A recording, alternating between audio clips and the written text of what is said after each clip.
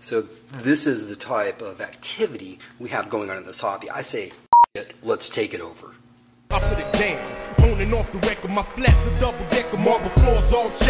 My intent here is sincere in that I genuinely want to ensure that other newbies don't get burned by make-pretend experts like this who freely throw out advice with no substance or anything behind it whatsoever.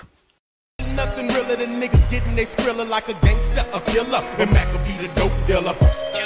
Anything I can do to save you guys some money, I'm going to do it. Even if that means...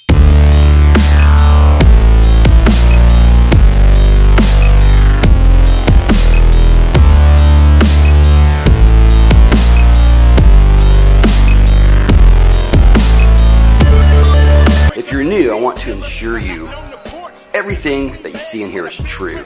None of it has been embellished.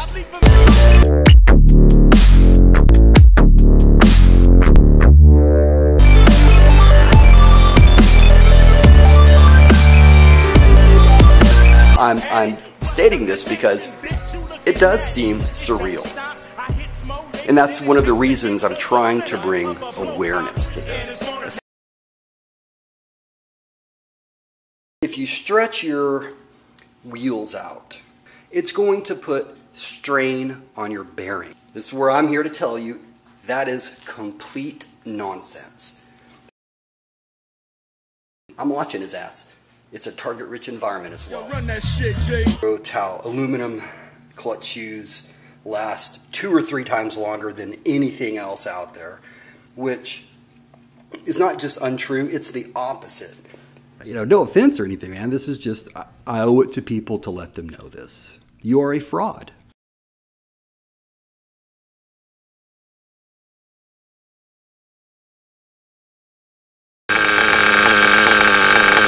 And what he has consistently told people is they should tighten their servo saver spring.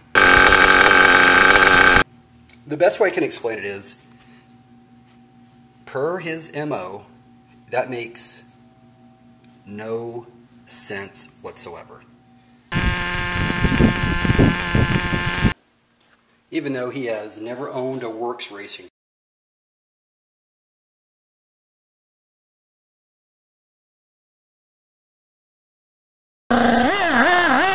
Savage X46 with a axial 32 in it.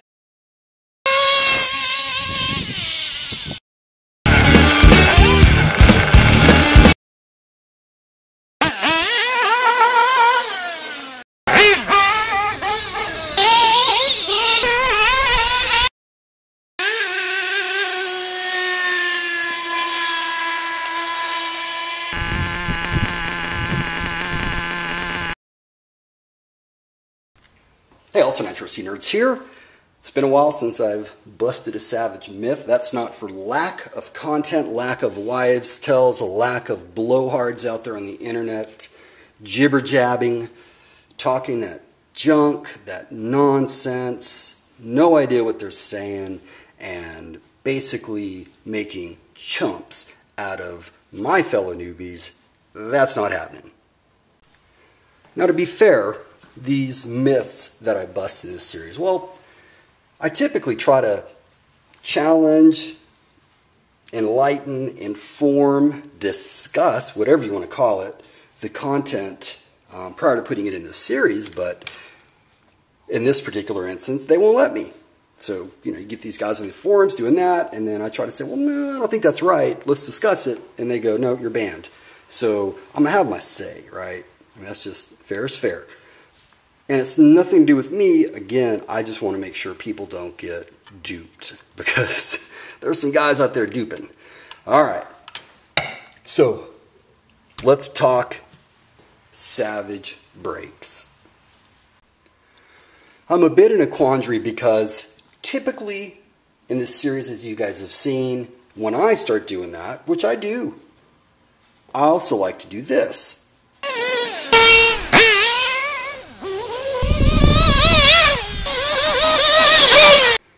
As is the situation, we all know any chump with the camera can stand up and tell you all this bullshit. Now, whether it's true or not, is up to you. I don't know about you, but when I make decisions like that, I want to see it. I just want to hear about it.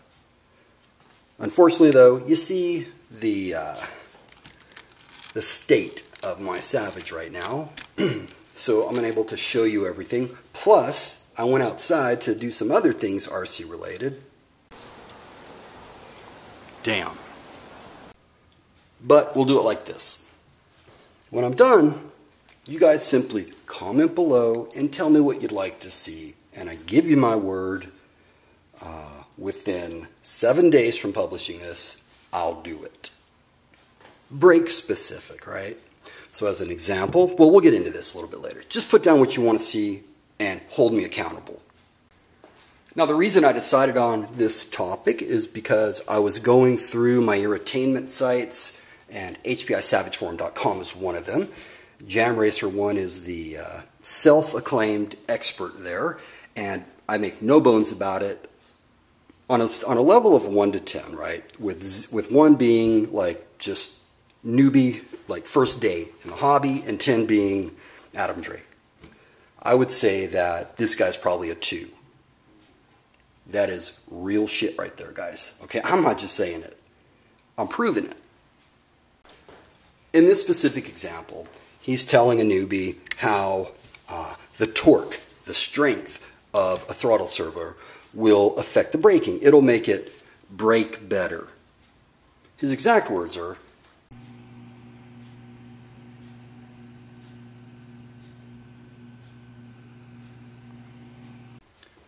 so let me clarify and state this.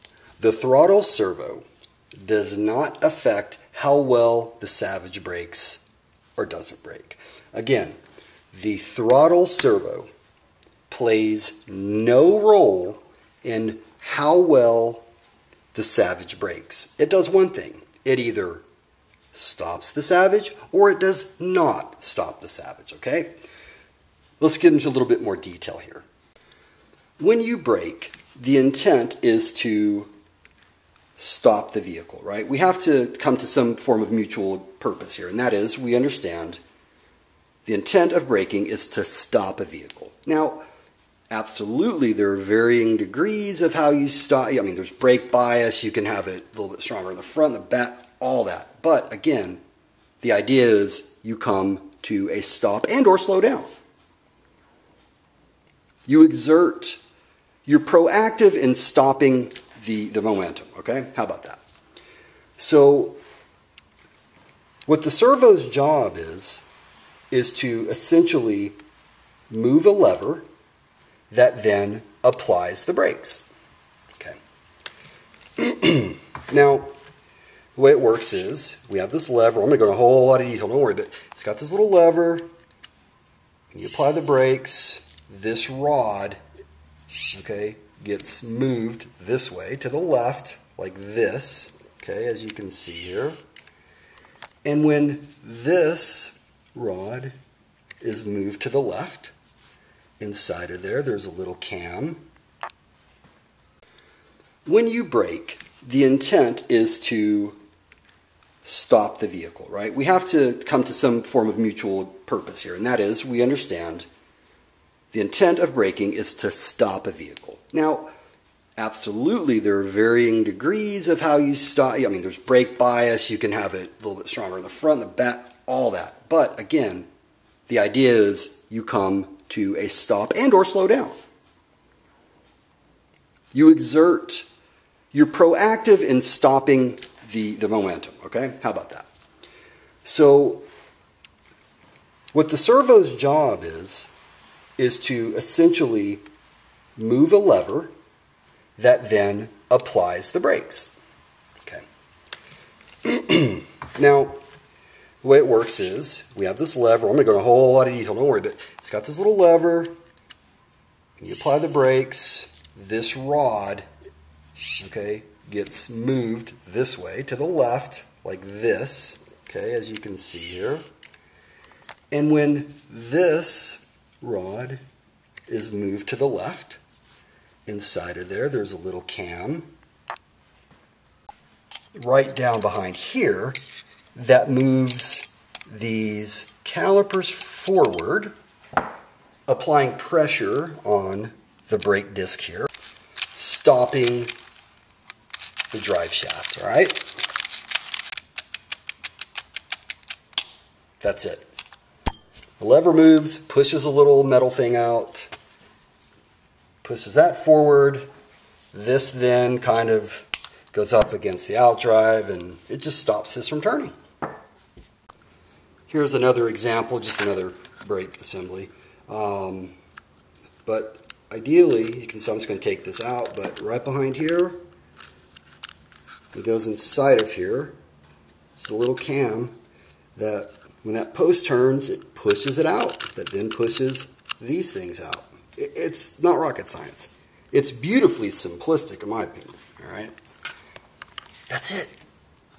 That's the role the servo plays with respect to this. Now, are there attributes that can be applied? Absolutely. I'll give you an example. One of them is travel. You might hear it called throw. You could call it EPA to a degree, but it essentially defines how far the servo is going to turn. So on your transmitter, what you can define is you can tell your servo, you know, I want you to turn to the left, and when turning to the left, instead of only turning to right there, I want you to turn all the way to here and then stop, okay? So you define how much you're turning, all the way up here, you know, it can only just go a little bit, but you set that. That's called the travel, how far the servo horn is going to travel before the servo stops. The servo's going to say, okay, we're done, this is as far as we go. It's like the idle stop in an engine. Now, our hero Jam Racer once was telling people how this thumb screw affects the travel. He doesn't even know what travel is, obviously, right? So, again, you tell this only go to here. That's as far as it's going to go. The question becomes, does your vehicle stop? Well, to answer that, is this moved far enough? Are the brakes applied? Once again, the brakes are either applied or they're not applied, okay? So we understand that. You have the travel, how far you can set it, and that's about it, right? That's all you really need to set. Now, there are a lot of different ways to set travel. Not so much travel specific as far as your transmitter and your server, but how far this thing turns, etc. I'm going to get into that. I do have videos on how the Savage brakes works and all that. I'm going to go back to this myth. The strength, the torque of a servo, okay, does not affect how well it can brake. So in other words, it's like getting wet. You can only get so wet, okay? You can't get wetter. Yes, obviously, there needs to be a minimum set of torque rating that is required to move this, okay? So, you know, right now it's taking some energy from me to move that. Okay, it is. I mean, how much? I don't know. But here's what I'll tell you. 100% of the servos on the market that are for surface RC can move this. And I mean move it and keep it there until you tell it to stop. So at this point, every servo can do it. It's even Steven now, right? There's no difference between a servo with 500 ounces of torque versus one with 20 ounces of torque. If this is moved, it's moved. It actually takes more strength to open and close the carb slide than it does to move this little lever, which again, I mean, if I had a feather, I probably would try to, you know, I don't know, I bet I could blow and it moves it. It takes very, very little amount of force to move that, all right? This is assuming you have it set up right. Did you guys hear something? I just thought I heard. This is assuming you have it set up right. Ah, and there's the rub.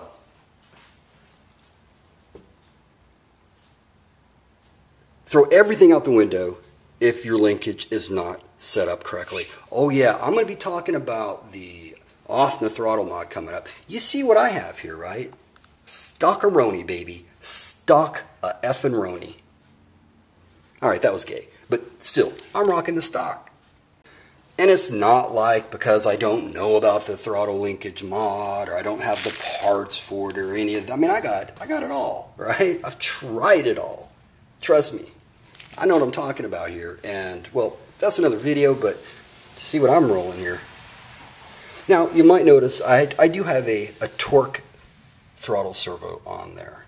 Maybe this is where Jam Racer got his idea from. Maybe he saw that on there and saw, you know, but I don't know.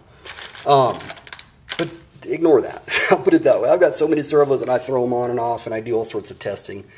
The servo that I run on Throttle that you guys see in the running videos of my Savage, 90% of the running videos, I'm using a Los B0819.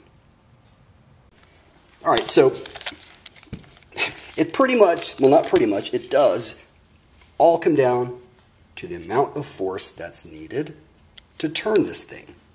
Let me show you. Now I know I've spent much of this video talking junk about, you know, this myth and everything. Succinct version, I don't think you'll find a servo, a surface servo, that's so weak it can't move this rod to move this cam to apply the brakes. It's just, that's how it is, right? So again,